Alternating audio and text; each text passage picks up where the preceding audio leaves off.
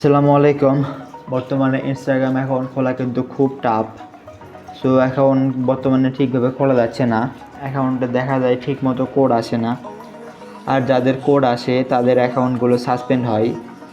এই সমস্যাটির সমাধানে আমি আপনাদেরকে বলতেছি কিভাবে সমাধান করবেন। তার জন্য সিম্পলি আপনারা সেটিং অপশনে যাবেন। সেটিং অপশনে যাওয়ার পরে এখান থেকে লোকেশনে ক্লিক করবেন। লোকেশনে ক্লিক করার পরে লোকেশন সার্ভিসে ক্লিক করবেন। ক্লিক করার পরে এখান থেকে সমস্ত সিস্টেমগুলো অফ করে দেবেন। মাস্ট বি আপনারা ওয়াইফাই স্ক্যানিং এবং ব্লুটুথ স্ক্যানিং এই দুইটা সেটিং অফ করে দেবেন।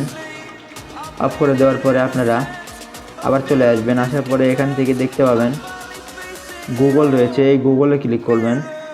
ক্লিক করে পার্সোনালে ক্লিক করবেন। করার পরে অল সার্ভিসে ক্লিক করবেন। ক্লিক করার পরে এখান থেকে যে সেটিংগুলো অন আছে অফ করে দেবেন।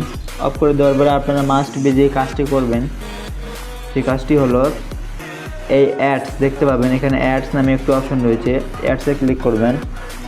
অ্যাডসে ক্লিক করার পরে এখান থেকে ডিলিট অ্যাড এখানে ক্লিক করবেন।